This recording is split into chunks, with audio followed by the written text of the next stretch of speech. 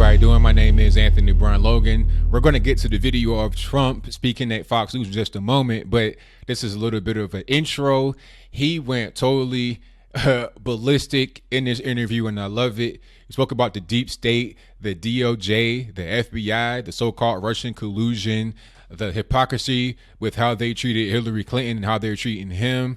All of these things really discussed in this interview. Fox News was trying to interject at certain points, but you had to let Trump get the floor and get his thoughts out there. There's one thing I like about him before we get to the video. I like how honest he is. He is an honest person. He'll tell you what's on his mind. He is not one to hold his tongue. And I think we need more politicals just like him. So I won't babble too much more. Go ahead and enjoy the video. After you get done, let me know what you thought in the comments below. So let's go ahead and roll it. Thank you so much for being with us, Mr. President. Well, good morning, and I picked a very, very special day because it's Melania's birthday. So I said, let's do it on Melania's birthday. So happy birthday to Melania. All right. Hopefully there'll be visits in between, but have you decided on, or do you want to tell us what you got her? Well, I better not get into that because I may get in trouble. Maybe I didn't get her so much. I'll tell you what, she has done. I got her a beautiful card. You know, I'm very busy to be running out looking for presents, okay? But I got a beautiful card. There's some beautiful flowers, and she did a fantastic job with France. I tell you what, the people of France were spellbound by what happened with their great president who just left, Emmanuel, and he is a wonderful guy. And, you guys really got along great. You guys got along great. We did, and you know, they are both terrific people, and Brigitte, and we had a fantastic time, and much more importantly, we accomplished a lot. We really accomplished a lot, more than anybody knows. You'll be seeing what we accomplished. Well, give us a hint. Give us a hint. Well, I think we really came to recognize the, you know, I can say it from my standpoint, but he is viewing, I believe, Iran a lot differently than he did before he walked into the Oval Office, and I think that's important. He understands where I'm coming from with respect to Iran. Iran is a real problem for this country. The president made a horrible deal. When I say the president, I'm talking about past administration, made a horrible deal, giving $150 billion, given $1.8 billion in cash, in actual cash, carried out in barrels and in boxes from airplanes. It's inconceivable, $1.8 billion. And all they do is scream, death to America, death to America. And by the way, they're not screaming it so much anymore. They were screaming it with him. They don't scream it with me. We haven't seen their little boats circling our ships in the ocean lately because they know if they do circle the ships, they're not going to be there very longer. Right. I want to come back to that a little later because we do want to see if because you have a big deadline coming up with the Iranian agreement. I do. When it comes to Ronnie Jackson, the word came out from John Roberts, now confirmed, that he is no longer going to be a candidate to lead the VA. In his statement is this: the allegations against me are completely false and fabricated. If they had any merit, I would not have been selected, promoted, and trusted to serve in such a sensitive and important role as physician to 3 presidents over 12 years. In my role as a doctor, I have tirelessly worked to provide excellent care for all my patients. In doing so, I have always adhered to the highest ethical standards. Last night, the report was you had a huddle. Is that what you decided last night? Is that what all of you decided? Well, I even told them a day or two ago. I saw where this was going. And, you know, they're very upset because Mike Pompeo, who was, again, first in his class at West Point, top in his class at Harvard Law School, a brilliant guy, a great guy, and somebody I get along with very well. You know, Mike got through, and they thought they had him stopped. The Democrats are obstructionists. It's horrible what they're doing. They're not approving people. They're taking them out to the maximum 30 hours. That's a lot of time, 30 hours, to interview people that are going to be approved. I mean, they go 30 hours, and then people all vote. And it's a disgrace. In fact, they had a report the other day that at this rate, it'll be 9 years before they're allowed to come into government. So you have people that have given up everything. They've given up their jobs, top-line people, brilliant people. They want to come in and help us in government. And Chuck Schumer and the group take, you know, years to approve them, years. We have judges that are waiting, top-of-the-line people, the best people in our country, and And by the way, they're going to be approved, but they take them out till the very, very end. And they said over 9 years before they get approved. But Mr. President, every little trick in the book. Mitch McConnell could keep them 7 days a week until they reach their 30 hours and make them, these men and women, stay until this gets done. Why won't he do that? Well, he should be doing that, and I think he will be doing that, and he should be doing that. Honestly, the Republicans, look, we have some absolute warriors. We have, when I just watched your show, Jim Jordan and Mark Meadows and Matt Gaetz and DeSantis and so many, Corey Lewandowski. We have people, Diamond and Silk are warriors, by the way. How about Diamond and Silk? They become amazing. You know, that started off like somebody was talking about them on the Internet. There were these two women, these two beautiful, wonderful women. And I said, well, let me check it out. It took me about 2 seconds to say stardom. It's incredible. So Diamond and Silk, these are all warriors. We have great people in the Republican Party. And I think that in one way it's showing how bad, how obstructionist these Democrats are. It's a disgrace what's happening. Do you think the obstructionists win, though, if Dr. Jackson says these allegations are baseless and they're just attacking him? This is not true. He served our country, but yet he's still withdrawing his name. So does the obstructionist win when your nominees don't fight back? Well, I could say yes. I can also say no, because Doc Ronnie, you know, we call him Doc Ronnie, we call him Admiral Ronnie. He's an admiral, highly respected, a real leader. And I watched what John Tester of Montana, a state that I won by like over 20 points, you know, really, they love me and I love them. And I want to tell you that John Tester, I think this is going to cause him a lot of problems in his state. He took a man who was just an incredible man, respected by President Obama, gave him his highest rating. You saw what President Obama said. Yeah. President Bush, he was the doctor to President Bush, to President Obama and the family. He's been my doctor, and he runs a fantastic operation. You know, they have many doctors, and they run a fantastic operation. And honestly, I said it to him. He didn't come to me. I said, you know, Doc, you run a great operation. How do you think you do at the VA? Now, we can talk about experience, but the VA, when you think about 13 million people, sure, you could take the head of the biggest hospital corporation of the world, and it's peanuts compared to the VA. So nobody has experience. You know, it's a big monster. And I'm really proud of the job we've done for the VA, because we're working right now on choice and really big. But we got rid of so many rules and regulations that made it impossible. And we're really doing great at the VA. But I want somebody that's going to be great. He would have done a great job. He's got tremendous heart. Any idea who you might... know, these are all false accusations that were made. These are false. They're trying to destroy a man. By the way, I did say welcome to Washington, welcome to the swamp, welcome to the world of politics. Sure. But for John Tester to start bringing up stuff like Candyman and the kind of things he was saying, and then say, well, you know, these are just statements that are made. Right. There's no proof of this. And he has a perfect record. He's got this beautiful record, unblemished. His son is a wonderful boy, goes to Annapolis at the top of his class, one of the finest cadets. For him to be doing this to this man and this family, I think John Tester has to have a big price to pay in Montana, because I don't think people in Montana, the admiral is the kind of person that they respect and admire, and they don't like seeing what's happened to him. Well, the admiral has officially thrown in the towel. Any idea who you might nominate next? I do, actually, but I better not give it. Maybe we'll do it on my next call. I do. I think we're going to have somebody great. All right. Somebody that's more... You know, look, the admiral is not a politician, which is what I liked. Is your nominee somebody in politics right now? Somebody with political capability. Yeah. All right. Meanwhile, let's talk a little bit about your former FBI director, James Comey, who you fired. He was on TV last night. He said, I did a great thing for the American people by firing him. Well, he says he's not a leaker. He disputed what Anderson Cooper had said. But what's interesting is we've learned through Catherine Herridge's reporting is that apparently the guy he gave the secret memos to, Dr. Richmond at Columbia University, he had this special government employee status. this, where he had, he could look at secrets, he had a badge to the building, and also apparently the memos were leaked to a wider group of people, or at least two, maybe three, including former U.S. Attorney Patrick Fitzgerald. Your opinion on what Mr. Comey is doing on his book tour and the fact that he had a special friend at Columbia University with an FBI badge?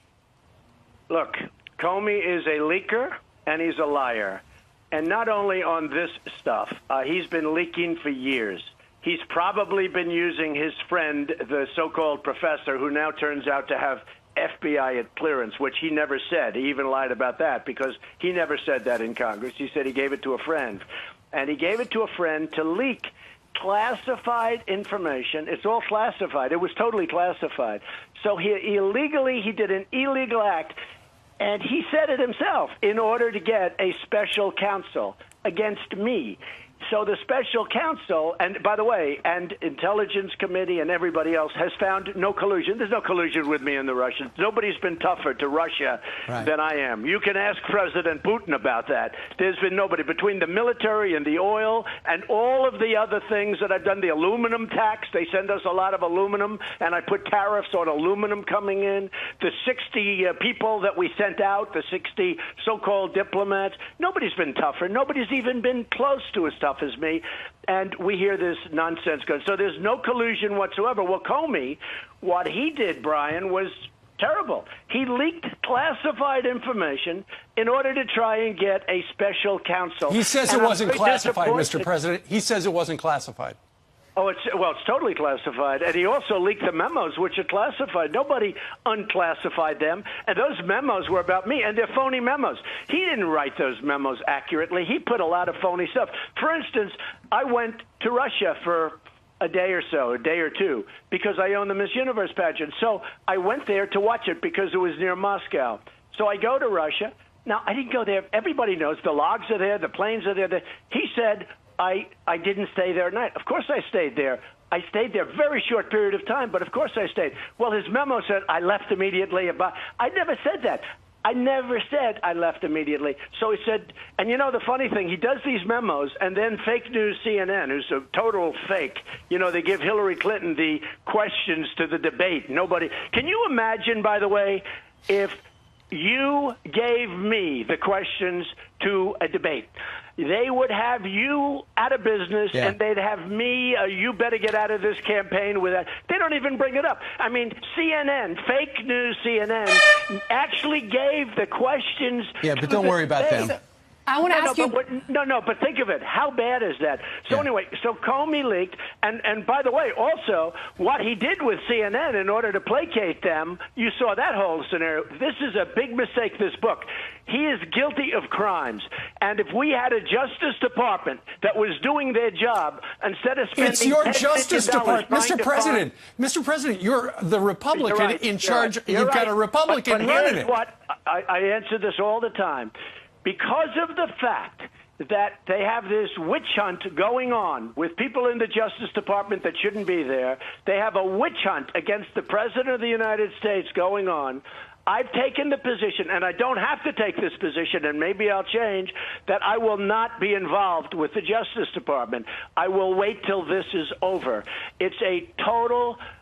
it's all lies, and it's a horrible thing that's going on, a horrible thing. And yet I've accomplished, with all of this going on, more than any president in the first year in our history. And everybody, even the enemies and the haters admit that. We have accomplished more than any president in the first year by far. If you look at regulations and the big tax cuts and Judge Gorsuch, so many things, and many other judges.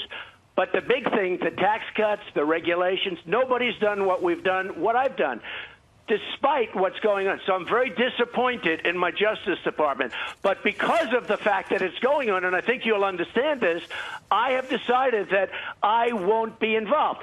I may change my mind at some point because what's going on is a disgrace. It's an absolute disgrace. And by the way, The only collusion is the collusion with the Democrats and the Russians. You take a look at what's going on there. They wouldn't even give their server, the DNC, Democratic National Committee, wouldn't even give its server to the FBI. So what kind of an FBI? They break down doors for Paul Manafort early in the morning. His wife is in bed, like at 5 or 6 in the morning, and they undo the lock for Michael Cohen early in the morning. And yet they walk into the DNC and they won't give them the server. They say, we're not giving you the server. Oh, okay, we'll leave. That's not the FBI. That's a fix. All right, okay? Let's talk about Michael Cohen. Yesterday, through his attorney, he's going to be taking the 5th. What's your reaction to that, being that you work with him for a couple of decades as your attorney? And he's a good person. What's at stake for you, Mr. President? Hey, look, Brian, you know Michael. Michael's been on your show, I'm sure, a lot. You know, Michael is a good person. Let me just tell you that Michael is in business. He's really a businessman, a fairly big business, as I understand it. I don't know his business, but this doesn't have to do with me. Michael is a businessman. He's got a business. He also practices law. I would say probably the big thing is his business, and they're looking at something having to do with his business. I have nothing to do with his business. I can tell you. He's a good guy. But isn't his business your attorney, Mr. President? Well, I have many, just so you understand, I have many attorneys. I have attorneys, sadly, I have so many attorneys you wouldn't even believe it. How much of your, Mr. President, how much of your legal work was handled by Michael Cohen? Well, as a percentage of my overall legal work, a tiny, tiny little fraction. But Michael would represent me on some things. He represents me, like with this crazy Stormy Daniels deal. He represented me, and, you know, from what I see, he did absolutely nothing wrong. There were no campaign funds going into this. Then why is he pleading the 5th? Which would have been a problem. Because he's got other things. He's got businesses. And from what I understand, they're looking at his businesses. And I hope he's in great shape. Yeah. But he's got businesses, and his lawyers probably told him to do that. But I'm not involved, and I'm not involved. And I've been told I'm not involved. Okay, It came out of the newspaper. Mr. President, I've been told I'm not involved. We want to get to Kanye West. He tweeted that he loves you, that you're his brother, and he's got good taste. The left goes ballistic. What's your reaction? Yeah, well, they do. You know, I have known Kanye a little bit, and I get along with Kanye. I get along with a lot of people, frankly. But Kanye looks and he sees black unemployment at the lowest it's been in the history of our country, okay?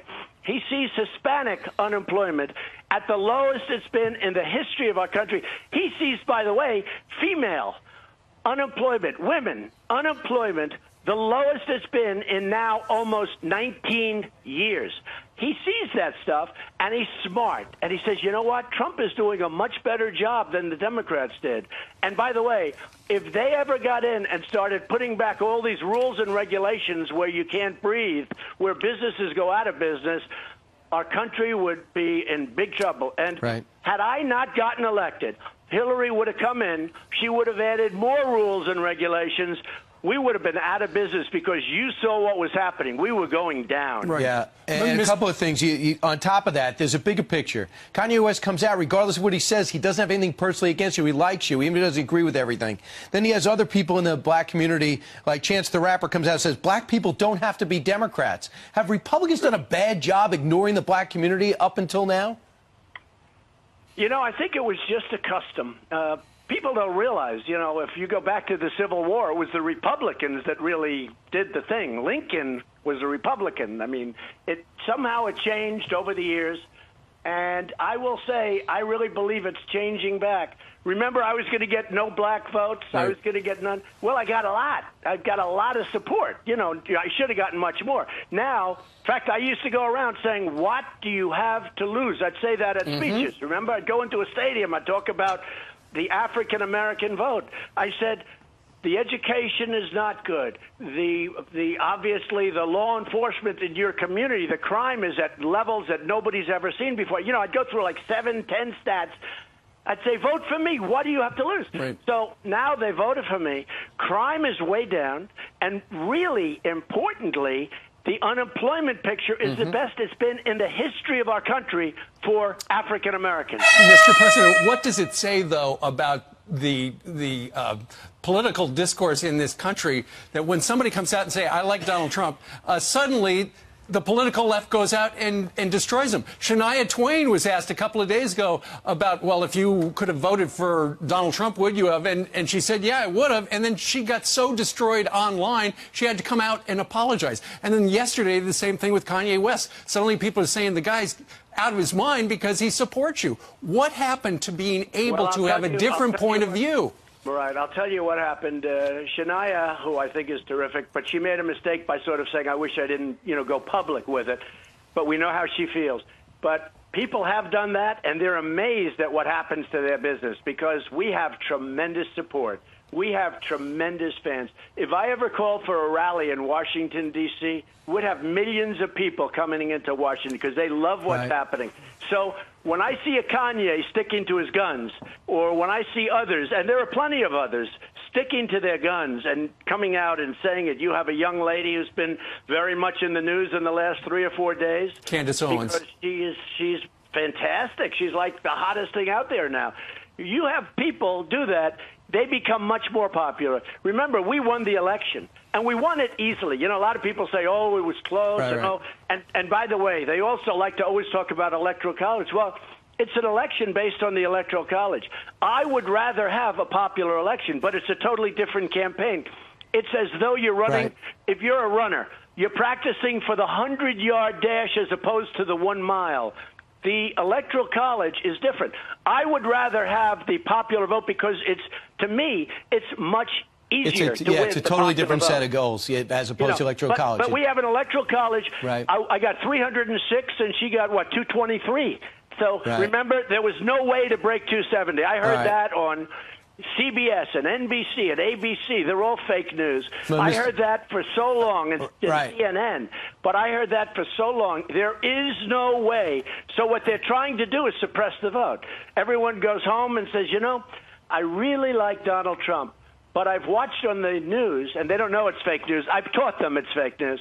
I've watched on the news that he can't win. So let's go to a movie, darling, and then we'll come home and we'll watch. And you'll find out in the midterms whether they go with the darling home or they go to the movies. Well, I think let's talk about they do better than people think in the Mr. midterms. President. Because, the economy is so strong and jobs are so good that I think we're going to surprise. We won an election yesterday in Arizona. Nobody talks about it. They had these massive booths set up for CNN and everybody. They had these big booths set up because they were hoping, they spent a fortune on the Democrat, and the Republican won. Let's go. But Mr. President, you could argue that the midterms are going to be decided on big things like a meeting that you're going to have one-on-one with Kim Jong-un. How much are you looking at the summit that starts tomorrow with South Korea to look at what you're going to be doing when you sit down with North Korea? And on top of that, we know that it's confidential, but can you give us any more information on the one-on-one that Mike Pompeo had with Kim Jong-un? A lot of people are hungry for some details. Well, I can. First of all, we're doing very well with North Korea, and we'll see how it all comes out. Again, Brian, I'm not like Obama, where you go in and you have Kerry, who's the worst negotiator I've ever seen. He goes in for the Iran deal. He never leaves. He should have left. He should have just left. He could have made a much better deal. But so it could be that I walk out quickly, with respect, but it could be that maybe the meeting doesn't even take place. Who knows? But I can tell you right now, they want to meet. They wanted to go to the Olympics. Look, it was very, very nasty, with Little Rocket Man and with the buttons, and, the button's bigger than... Everybody said, this guy's going to get us into nuclear war. Let me tell you, the nuclear war would have happened if you had weak people. Yep. We had weak people. This should have been settled long before I came into office. This is a much different ballgame than if they did it 5 or 10 or 20 years ago. This is a much more dangerous ballgame now. But I will tell you, it's going very well. Mike Pompeo did go there. He wasn't supposed to meet with Kim Jong-un, but he did. They arranged, actually, while he was there to say hello. We have incredible pictures of the two talking and meeting, which I'd love to release if we can. I'll do that. Actually, it's not so a bad it was just idea. A hello, Mr. President? But, no, it was more than a hello. They got along. They were with each other for, more than an hour. Right. They spoke, and he also spoke with his counterparts in North Korea. They had a great meeting. He then left. It was very, very secret, very, very quiet. They had a great meeting. He left. And, you know, when I watched Sleepy Eyes Chuck Todd the other day saying, why is the president giving up so much and North Korea's giving up nothing? This was at the beginning of Meet the Press, which, I mean, this guy shouldn't even be on the show. So I said to myself, well, wait a minute, see, it's just the opposite. I haven't given up anything. I haven't even talked about it. I haven't given up anything. When are you going to meet with him? I'm giving up much. They've given up denuclearization, testing, research. We're going to close different sites.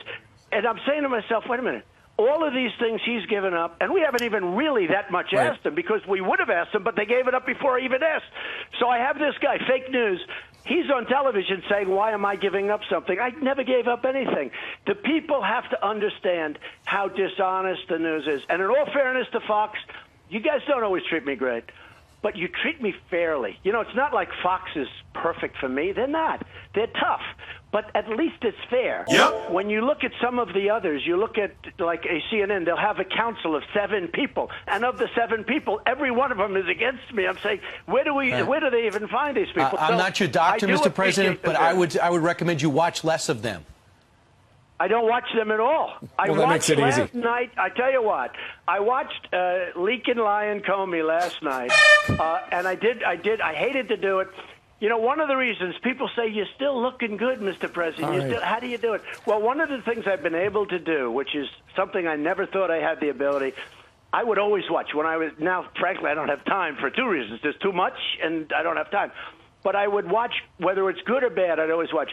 I have an ability. I don't watch NBC anymore. They're as bad as CNN. I don't. And by the way, I made them a fortune with The Apprentice. Think of that one. I made them, and I did Your nicely alma mater. also. No, but I made them a fortune. Right. You would think that these guys would treat me great. I made them a fortune, so they treat me horribly, and they treat me falsely. But just one thing. I don't watch things that I can put it out of my mind. And I never, ever thought that that would be possible. And you know what that does? It keeps you on the ball. It keeps you keep your sanity, and it works very well. But last night I did watch A Liar Leaker, and his performance, by the way, was horrible. And I will say this, Anderson Cooper was surprisingly tough, and he did a good job. He did. Mr. President, real quickly, have you decided on a date to meet with Kim Jong-un? We have a decision to be made. We have 3 or 4 dates, and that includes locations. We have 5 locations. Great. And that'll all be narrowed down. I can only say this. When I came into office, people thought we were going into nuclear war, okay? And now they're saying, wow, looks like that's going to be taken care of. Mr. President, we're doing very well. Let's see what happens. Okay, we're running out of time, but when we came down after your first month in office, and we did that big Famous Now interview in the East Room, Ainsley asked you a question to grade your first month in office. Now, fast forward, you've been in office over a year. Last year, you said in the first month, I give myself an A for effort and a C for messaging because you were having trouble, the White House was, explaining what you were doing. How would you grade yourself now? Look, I'm fighting a battle against a horrible group of deep-seated people, drain the swamp, that are coming up with all sorts of phony charges against me, and they're not bringing up real charges against the other side. So we have a phony deal going on, and it's a cloud over my head, and I've been able to really escape that cloud because the message now everyone knows it's a fix, okay? It's a witch hunt, and they know that, and I've been able to message it. I would give myself an A+. Nobody has done what I've been able to do, and I did it despite the fact that I have a phony cloud over my head that doesn't exist. It was what the Democrats used to try and make an excuse for their loss of an election, for their loss of the Electoral College that they should never lose because the Electoral College is set up perfectly for the Democrats. And this was an absolute total beating in the Electoral College. They should never lose the Electoral College, and they did, and they got swamped. But does it make you want to talk to Mueller and put an end to it? Does it make you want to talk to him? Because that's what Rudy Giuliani was. The problem is that it's such if you take a look, they're so conflicted.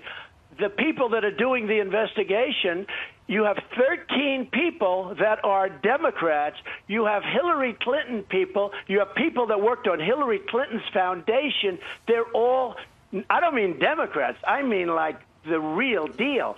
And then you look at the phony Lisa Page and Strzok and the memos back and forth in the FBI. And by the way, you take a poll at the FBI.